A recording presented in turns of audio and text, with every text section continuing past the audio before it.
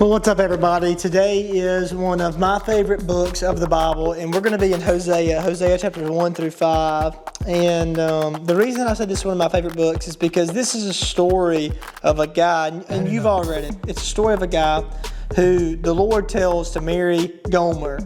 And you would think, why in the world would the Lord tell Hosea, a holy man, to marry this prostitute? So he does, and he marries her, and they have children.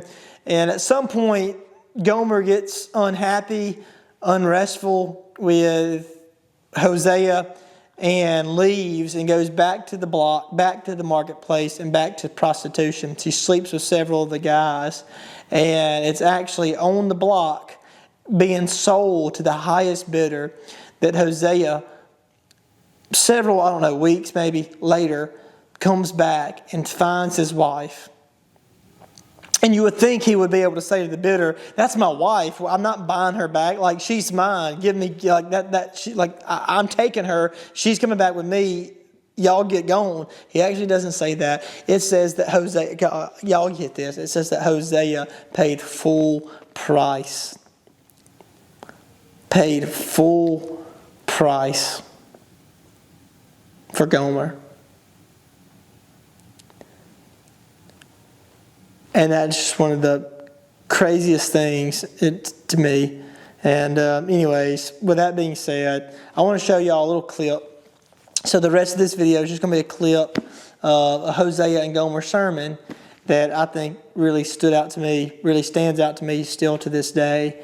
And I hope y'all enjoy watching it. And tomorrow we're going to pick up with the next 5 chapters, Hosea chapter 6 through 10. So hope y'all enjoy. Y'all give it a listen.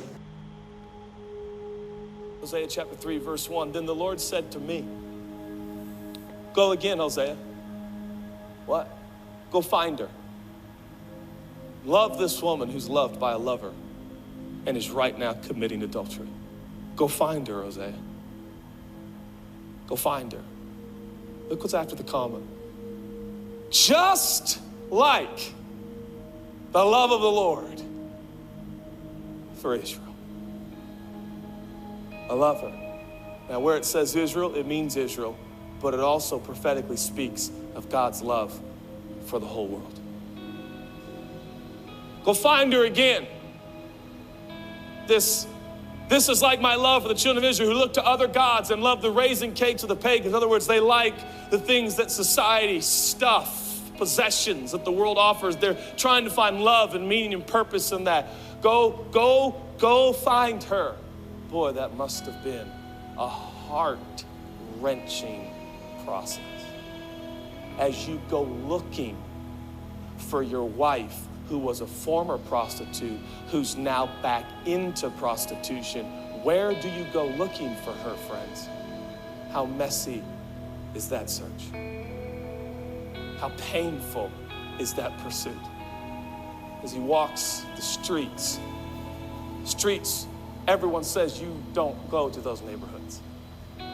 Men of God should never be seen in those places and buildings. But here's Hosea looking for who? His wife of all people. Going on in verse 2, he continues to write, "So I bought her. I bought her for myself for 15 shekels of silver and 1 1/2 homers of barley." Wait. She's your wife, Hosea. She's already yours. What was the scene like as Gomer's back in the sex slave industry? What are the chances? Does Gomer find her on some pedestal somewhere, chained and shackled, naked, being sold to the highest bidder?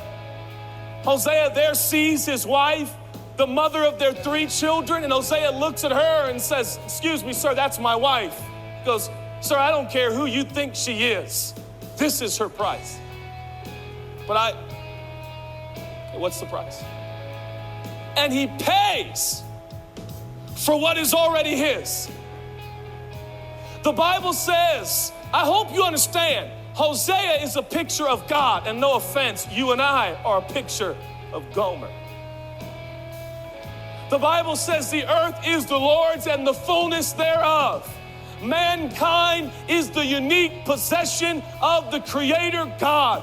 And yet, 2,000 years ago, he paid a dear price. He paid for what he already possessed. And he sent his son who spilled his blood to purchase back what he already owned. How much? Hosea gets the money. What was that exchange like? When Hosea looked in the eyes of his wife, no doubt she hung her head in embarrassment. He's found me. I've abandoned him. I've abandoned our 3 kids. And yet he insists on buying me. These other men sought to buy her, to use her. Hosea seeks to buy her, to heal her. It says in verse 4, for the children of Israel shall abide. Now this is where Hosea shifts in and he starts speaking prophetically. This is really no longer about him and Gomer. It's about something that is to come. It's about something bigger. Verse 5, afterward, there's going to come a season. He didn't know it would be 750 years, but it would. There would be no king. It would be difficult. It would be unclear. It would be challenging. But then the children of Israel shall return and seek the Lord their God and David their king. And then notice what it says. They shall fear the Lord. Now, Israel and Judah knew what it was to fear the Lord. And by fear, I mean terror. Under the old system of relating to God, there was terror. Terror because God, they were unable to keep his commands, the 10 commandments, and there was judgment and there was wrath. But there will come a day, he prophesies. There will come a Messiah, and he will finally satisfy and appease the wrath of God. And the fear of the Lord in those days will be in awe of his goodness in the latter days. The fear of the people will not be of terror. It will be in awe of his graciousness towards humanity. Hosea just bought Gomer, even though she was already his. This is the picture of the gospel. Salvation completes the work in spite of her sins, in spite of her doings, in spite of running away. And then he stands and says, and there will come a day, a King David will rise. And in those days, they will fear his goodness. These are the days that we live in. Our Hosea has come. Salvation has come.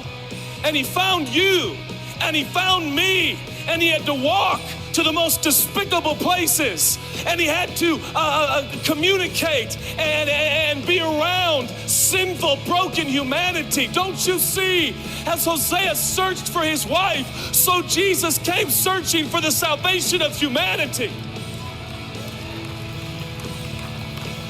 And by the way, when God found you, you were not so neat and nice and put together. You were in chains, and you were naked, and you were sinful, and so was I. And our gracious God said, how much? How much? The blood of your son. For then and only then can they, humanity, avert the wrath and justice that is rightfully on their heads. Very well. Very well. I'll send my son.